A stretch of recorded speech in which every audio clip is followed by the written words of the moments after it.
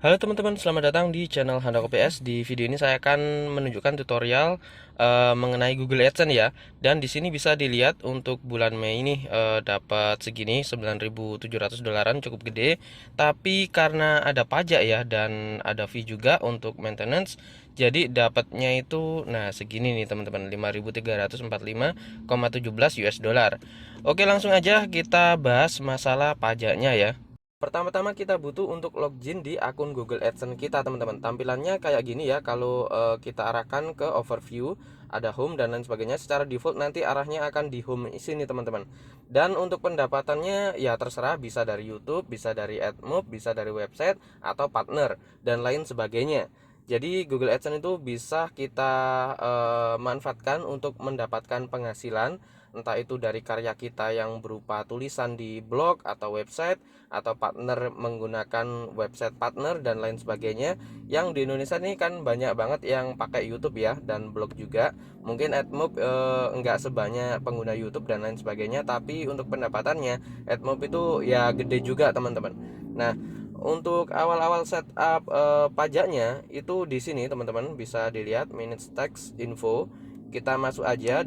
Nah, di sini kita bisa submit form untuk perpajakannya ya, karena di sini krusial banget, karena kalau kita enggak setup, maka pendapatan kita akan di hold oleh pihak Google AdSense-nya, teman-teman. Jadi di sini kita pilih submit new form apabila kita sudah setup sebelumnya tapi mungkin keliru atau apa, kita bisa submit new form. Kalau kita masih baru banget, ya submit form, gitu aja, teman-teman. Kita masuk. Nah, di sini kita akan melihat tampilan kayak gini, teman-teman. Kita pilih individual karena kita personal ya. Kemudian pilih next di bagian bawahnya. Kemudian kita scroll ke bawah atau kita geser ke bawah, dan di bagian sini kita pilih no karena kita di luar Amerika gitu, teman-teman. Kemudian pilih next dan tunggu sebentar, maka akan muncul lagi di bagian bawahnya select W8 tax form type. Jadi untuk jenisnya itu yang paling atas ini W8 band, karena kita itu bukan asli penduduk Amerika ya, atau di sini ada keterangannya by non US individuals. Kemudian pilih start 8 band form di bagian sini. Jadi akan muncul form dari W8 band itu tadi, teman-teman. Dan tunggu sebentar, ini masih loading sesuai dengan kecepatan internet masing-masing tentunya untuk bagian ini. Dan di sini kita bisa masukkan nama kita di bagian depan sini. Ini saya sensor. Kemudian di bagian sini DBA, doing business as, name or bla bla bla bla. Di sini kita nggak perlu memasukkan nama atau apa-apa, ya bisa kita kosongkan lah. Kemudian untuk country-nya di sini kita pilih Indonesia karena kita di Indonesia ya. Kemudian langsung aja scroll ke bawah. Di bagian sini ini kita isi nomor NPWP kita, teman-teman. Kalau di bawah ini khusus untuk yang penduduk Amerika. Kalau ini kita yang berada di luar Amerika, kita masukkan nomor NPWP di bagian sini, teman-teman. Nah, di sini saya sensor ya, teman-teman, untuk nomor NPWP saya. Kemudian pilih next di bagian bawah sini. Kemudian kita masukkan address line 1 di bagian sini untuk alamat rumah kita. Di sini juga saya sensor ya.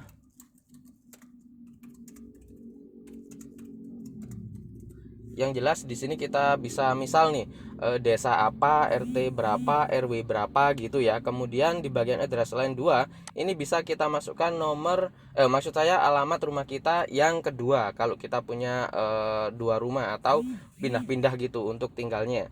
Kemudian di bagian sini city ini kita pilih kota kita. Kalau saya di Sidoarjo, kemudian provinsinya Jawa Timur, kemudian kode pos ini postal code itu kode pos ya, teman-teman. Jadi dimasukkan kode posnya. Di sini saya sensor. Kemudian pilih centang di bagian sini karena untuk mailing atau dikirim suratnya itu di alamat yang sama ini.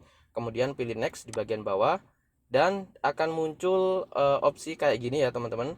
Di sini kita pilih no di bagian sini. Maksudnya yes, bukan no ya. Kalau kita apa namanya? No. Nah, ini artinya holdingnya itu hingga 30% karena tax di atau pajak di Amerika tuh segitu. Ini ada keterangannya ya, teman-teman. Kemudian centang juga di bagian sini dan di sini kita pilih Indonesia. Mana ya? Nah, ini dia. Kemudian kita scroll ke bawah. Di bagian sini kita centang semua. Kita centang aja dulu semua. Ini ada opsi ya di sini. Kita pilih opsi, kemudian ini kita pilih 0%, kita centang bagian sini juga, ini kita centang juga, kemudian kita pilih opsi juga di bagian sini. Kalau ini 10% teman-teman, kemudian yang bagian bawah juga, kemudian holdnya ini 10% juga, kita centang dan pilih next di bagian sini teman-teman, dan tunggu sebentar. Dan sekarang centang bagian sini, kemudian pilih next lagi. Nah, ini ada keterangannya ya teman-teman, yang kita pilih tadi di sini 0%, kemudian ada 10% dan 10%. Karena kita masuk ke bagian kreator YouTube, maka kita akan dikenakan pajak itu 10% teman-teman. Kita scroll ke bawah lagi. Di bagian sini kita ketik nama kita. Kemudian kita pilih yang bagian atas ini, yes I am person bla bla bla bla bla. Kemudian pilih next di bagian sini teman-teman. Dan tunggu sebentar, akan muncul opsi lagi kayak gini. Dan di bagian sini kita pilih yes bagian sini, kemudian yang bagian bawahnya juga kita pilih yang bagian atas, yang bulatan bagian atas ya. Karena opsi ini itu akan dihitung pajaknya ya saat ketentuan ini berlaku gitulah. Kalau yang ini nanti keterangan sebelum-sebelumnya itu akan dimunculkan. Jadi kita pilih yang bagian atas, paling atas ini. Kemudian pilih submit di bagian sini teman-teman, dan tunggu sebentar. Nah, ini masih loading. Setelah itu akan muncul kayak gini ya. Jadi bisa kita lihat ada status approve, claimed, claimed, claimed. Jadi di sini 10%, 10%, 0% untuk service WHT rate-nya. Jadi udah selesai untuk mengurus pajak di Google AdSense ini, tinggal mengisi form kayak gini tadi. Jadi setelahnya nanti akan ada proses ya, itu tadi akan dipotong pajak itu tadi teman-teman, dari pendapatan yang kita dapatkan dari Google AdSense, entah itu layanannya dari YouTube, entah itu dari blog, entah itu dari AdMob, nanti akan dikenakan pajak. Dan yang kena pajak tidak hanya di Google AdSense aja, untuk bisnis online lainnya seperti CM, ini salah satu akun saya, itu juga dikenakan pajak teman-teman. Dan untuk pajaknya sendiri sebesar 10%, sama persis dengan pajak Google AdSense.